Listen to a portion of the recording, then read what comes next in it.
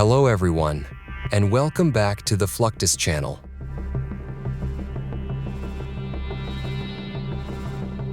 International naval warfare exercises are large-scale maritime events designed to strengthen cooperation, improve readiness, and refine the combat skills of participating naval forces.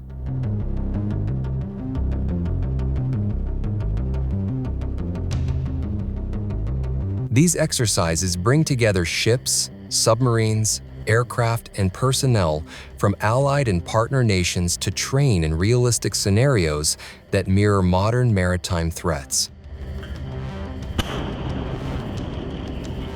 At the core of these operations is the need for seamless coordination among different fleets. And welcome to the Rim of the Pacific exercise. A RIMPAC provides a unique training opportunity that helps our armed forces increase transparency and foster the cooperative relationships that are critical to ensuring. Somewhere on the Pacific Ocean, warships sailed into formation as Rim of the Pacific, RIMPAC 2020 began. Side, stand by. Ship Aotearoa, Station 4. As the most important international maritime exercise in the world, RIMPAC gives sailors the training and confidence they need to connect with others, sharpen their skills, and improve their safety skills.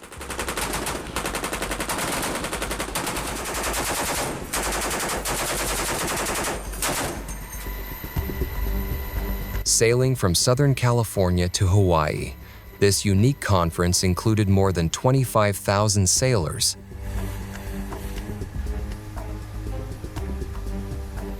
Over 170 military aircraft, 3 subs, almost 40 ships, and nearly 30 nations.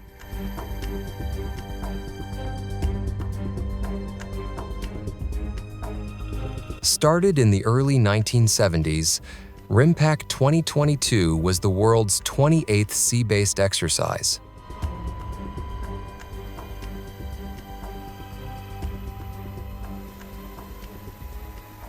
Last year's RIMPAC took place at Pearl Harbor and was administered by the Navy's Indo-Pacific Command under the control of the Governor of Hawaii.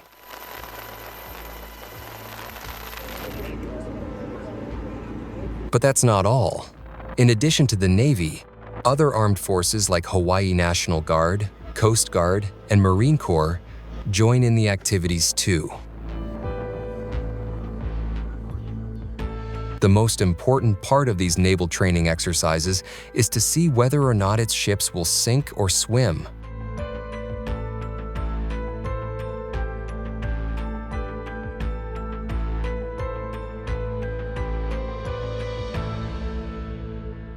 Literally.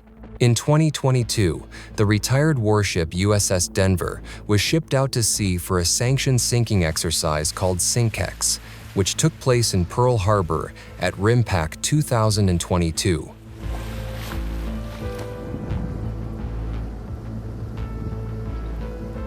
Here is the craziest part. Sink at Sea Live Fire Training Exercises, or SINKEX, cost billions of dollars to sink decommissioned ships with powerful missiles.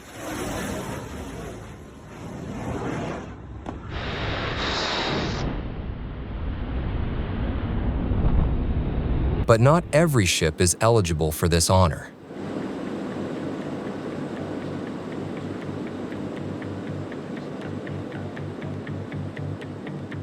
Rather, SINKEX requirements are all about the vessel's suitability.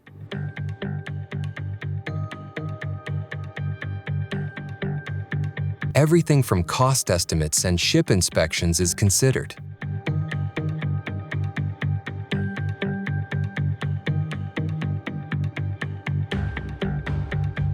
Before any ship is sunk, the Navy checks the environment to ensure deep water sinking is safe.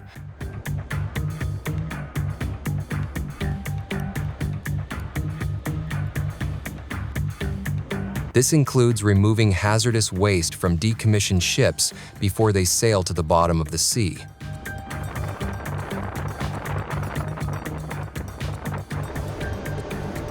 There are many ways to launch missiles nowadays. whether from ships at sea or from forces on land.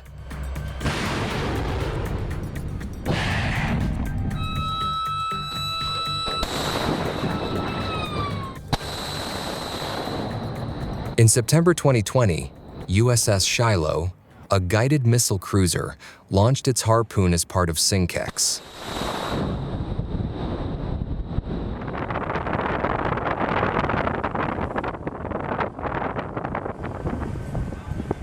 Meanwhile, at RIMPAC 2022, things got heated as military forces counted down from 10 for their heroic Harpoon missile launch.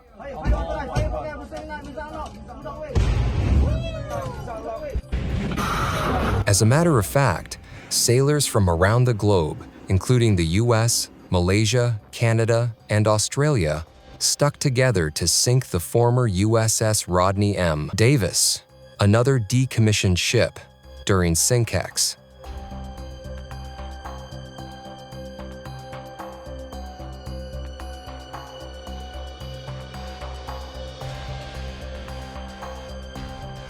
But why, you might ask?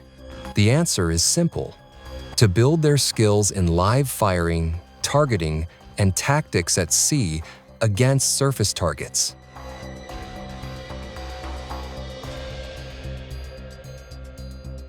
But here's the deal: decommissioned ships stay sunk at the bottom of the sea, meaning that they have to be environmentally friendly enough to avoid negatively impacting the seafloor.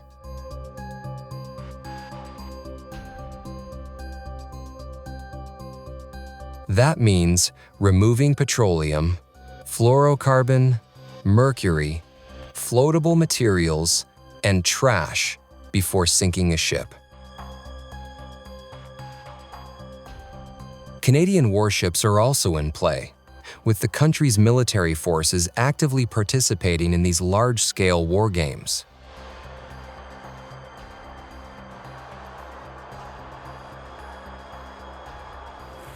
Introducing HMCS Winnipeg, a Royal Canadian Navy frigate that participated in last year's RIMPAC exercise.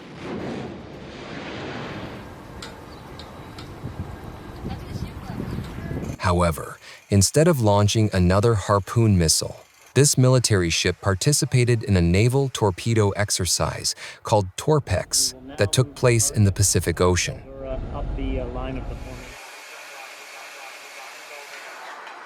Thanks to its dedication to sustainability and the environment, naval forces always make sure to remove torpedoes from the ocean before they sink.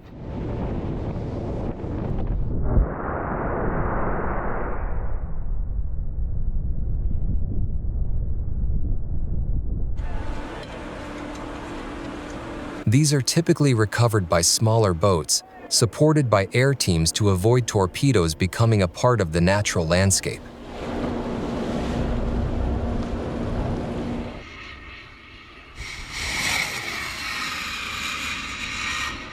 During RIMPAC 2022, Marines from around the world, including Indonesia and America, joined forces with the Australian Army to conduct a live fire exercise with snipers at sea.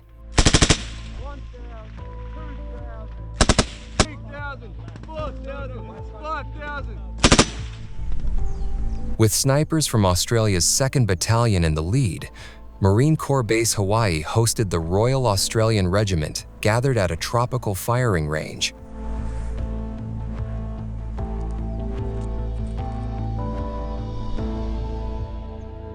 At this specific sniper live fire training, soldiers and sailors from around the planet gathered together to receive instructions from the Australian Army for their on-land mission.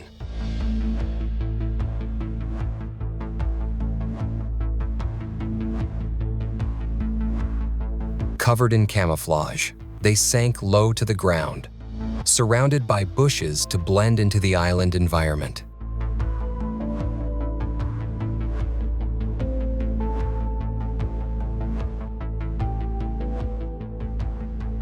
Equipped with high-caliber weaponry, Australia's 2nd Battalion ensured sailors and soldiers from other units had the knowledge it takes to hit a long-distance target.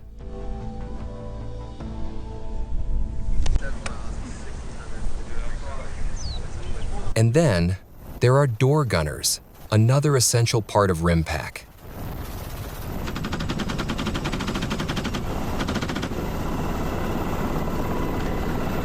At Pohakaloa Training Area in 2012, soldiers from Marine Light Attack Helicopter Squadron 169 performed live fire training and aerial patrol over the Hawaiian Islands.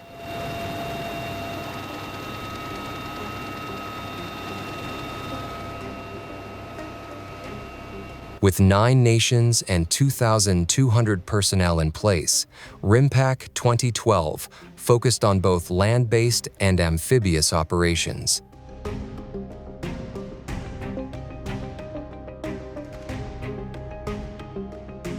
You might be wondering to yourself, why is this so important? The solution is surprisingly simple: to enhance joint and multinational interoperability.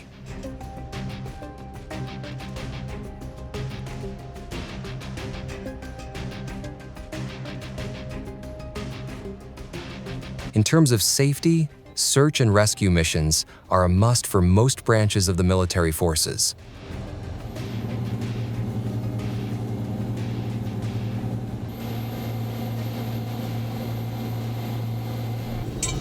That's why Coast Guardsmen and sailors honed these necessary skills as a part of 2014's RIMPAC exercise in Hawaii. 15 minutes, 19.7 seconds, 19. Stranded passengers and sinking ships are parred for the course during this amphibious drill, replaying one of the worst-case scenarios that could happen at sea.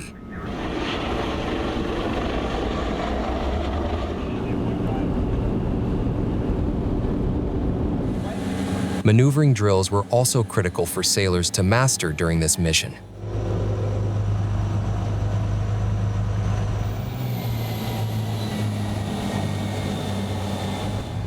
The conclusion of RIMPAC 2022 was a moment to remember, mainly because it included divers from the Australian Navy gaining familiarization training in Pearl Harbor, Hawaii.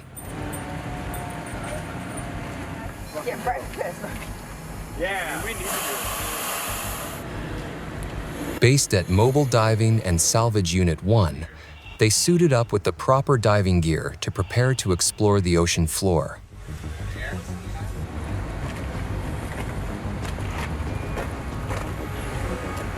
Fitted with oxygen tanks and specialized helmets, soldiers dove into a deep-sea simulation, allowing them to practice their skills without actually risking their lives to do so.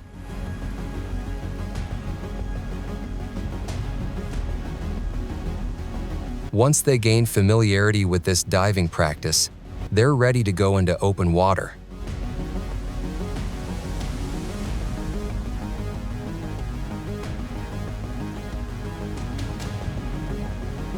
International naval warfare exercises like RIMPAC reveal the immense scale, coordination, and expertise required to operate modern fleets across the vast Pacific.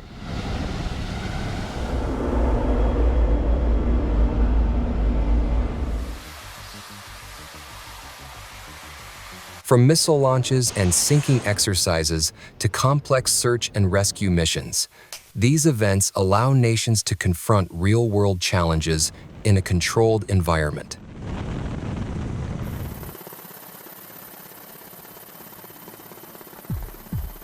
They refine tactics, strengthen partnerships, and ensure that sailors, soldiers, and aviators can operate together with confidence when it matters most. By sharing knowledge, comparing techniques, and executing demanding missions side by side, participating nations build a foundation of trust and interoperability that supports global maritime security.